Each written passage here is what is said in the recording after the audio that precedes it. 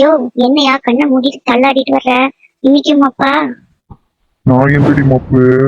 நான் குடிச்சிருக்கிறத நீ பாத்தியா? இல்ல நீதான் வந்து எனக்கு ஊட்டி கொடுத்தியா? என்னடி என்னமோ நீ குடியாரன்னே பேசுற.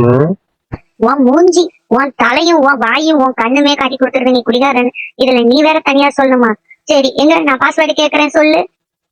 ஆமா பெரிய வேணுமோ புல்கோலாட்டம் இவ கேக்குற பாஸ்வேர்டு என்னடி அப்ப வந்தா? ரெட் லாரி உருளுது பரலுது, ப்ளூ லாரி உருளுது பரலுது. தெளிவா சொல்றேன்னா பாத்துக்கோ. போட நீ முதல்ல உன்னை எல்லாம் உனக்கெல்லாம் என்னையா மரியாதை? கண்டவனோட சேர்ந்து குடிச்சிட்டு ஒண்ணும் இல்லாம இங்க குடும்பம் எவ்வளவு கஷ்டப்படுது.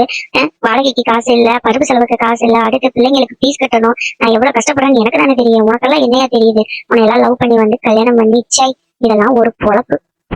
சும்மா இரு ரொம்ப கட்டாது. இந்த மாசம் 15ஆம் தேதி பாரு என்ன என்னை எவன் ஏமாத்தினானோ, எனக்கு எவன் நம்பிக்கை துரோகம் பண்ணினானோ அவன் எல்லாம் என் காலில் வந்து விழுகணும்னு நினைப்பேன். அந்த அளவுக்கு நான் வசதி நிக்க போறேன். சும்மா மூடி நம்ம பேசுறா. போடா இருக்கு. இப்படித்தான் போன மாசம் 15ஆம் தேதி சொன்னேன். கம்முன்னு இருக்காம அவனோட லாட்டரி சீட்டு மேல பழக்கி விட்டாங்க. மாசம் நானும் அரிசக்காரன் இந்த கேரளா லாட்டரிய எங்கேயோ ஒரு ஃப்ராடு கிட்ட வாங்கிட்டு நீ எல்லாம் திடீர கருமம். முதல்ல உழைப்ப நம்மளோட அதிர்ஷ்டத்தை நம்பி தொலையாதீங்க. என்னைக்குமே உழைச்சுக்க வர காசுதான் நிக்கும். உங்களை வச்சு அவன் சம்பாதிச்சுட்டு இருக்கான் இந்த நாயிட்ட. நீ கம்முன்னு இருந்து அதிர்ஷ்டத்தை பத்தி பேசாத. அப்படி இவள இந்த மாசம் சரி பயிற்சி எனக்கு அப்படியே உச்சத்துல நிக்குது. யோசிச்சு சொல்லிட்டாரு என்னமோ இவ கரகம் தான் எனக்கு இத்தனை நாள் எந்த அதிர்ஷ்டமே வராம விட்டுருக்குன்னு நான் நினைக்கிறேன். இப்ப என் ராசி அப்படியே உச்சத்துல நிக்குது. ஓடி உனக்கு எல்லாம் என்ன தெரியும்? எனக்கு இப்பதான் உனக்கு தெரியும். என்னமோ பெரியவங்க அப்பா வீட்டுல இருந்து எல்லாம் கொண்டு வந்த மாதிரி. உன் சொந்த ஊரு உன் அம்மா ஊருக்கு வந்தாலே நீ கம்மனே இருக்க மாட்ட. உன் ஆளுகளை எல்லாம் பார்த்தாலே உனக்கு என்னை பார்த்தா இப்படித்தான் இருக்குமோ, நீ இப்படித்தான் பேச ஆரம்பிப்ப. பேசு நீ வா, ஊருக்கு வா, அங்க வச்சு பேசிக்கிறேன்.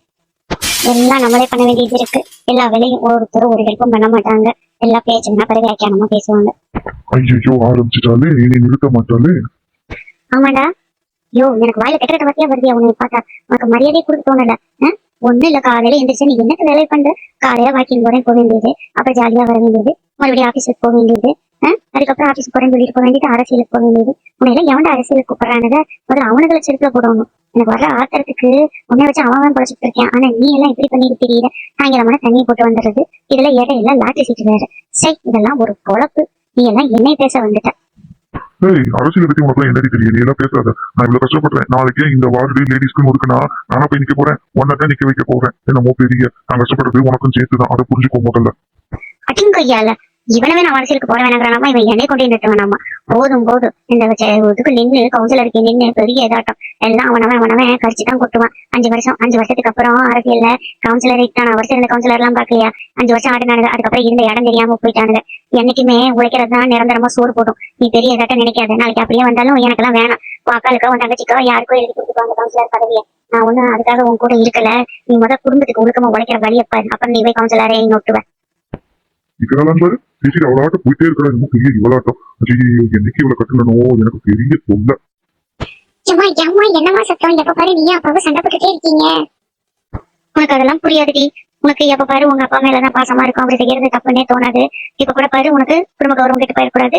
வெளியில யாராவது பாக்குறாங்களான்னு பாத்துட்டே நீ என்கிட்ட பேசிட்டு இருக்கிற. நான் கத்துறதெல்லாம் உனக்கு தெரியும், இப்ப தெரியாது. நீ பெரிய பிள்ளை ஆகும் போதெல்லாம் உனக்கு அதெல்லாம் புரியும். அப்படிலாம் இல்லம்மா, நீ நல்லதுக்குதாம்மா சொல்லுவ. எனக்கு தெரியாதாம்மா உன்னை பத்தி. அவர் புரிஞ்சுக்கவே மாட்டாருமா. அவர் அப்படித்தாம்மா. நீ தாம்மா அவர் புரிஞ்சுக்கணும். ஏமா நீ வேற? சரி, உங்க அப்பா நீ சொன்னதா கேட்பாரு. நீயே சொல்லு. ஏன்னா நான் நீ சின்ன பிள்ளை, சில பல விஷயங்கள் உனக்கு தெரியக்கூடாதுன்னு இருந்தேன். ஆனா வேற வழியே இல்ல. நீயாவது உங்க அப்பாவை திருக்கிற வழியே பாரு. என்ன, உங்க அப்பா சும்மா கட்சிக்கு போயிட்டு வந்துட்டு இருக்கிறாரு. கட்சிக்கு எல்லாம் செலவு பண்ணிட்டு இருக்கிறாரு. அங்கிருந்து 5 பைசா வராது. அதை போக வேண்டாம்னு சொல்லி வைக்கி, புரியுதா? அதே மாதிரி கேரளா லாட்டரி சீட் வாங்குறாரு. அது அதை விட ரொம்ப மோசமானது. அதையும் வேண்டாம்னு சொல்லி வைக்கி. இன்னொன்னு, முதல்ல ஒரு வேலை குடிச்சிட்டு இருந்தாரு, இப்ப 2 வேலை குடிக்க ஆரம்பிச்சிட்டாரு. இது எங்க போய் நிற்கும்னு எனக்கு தெரியாது.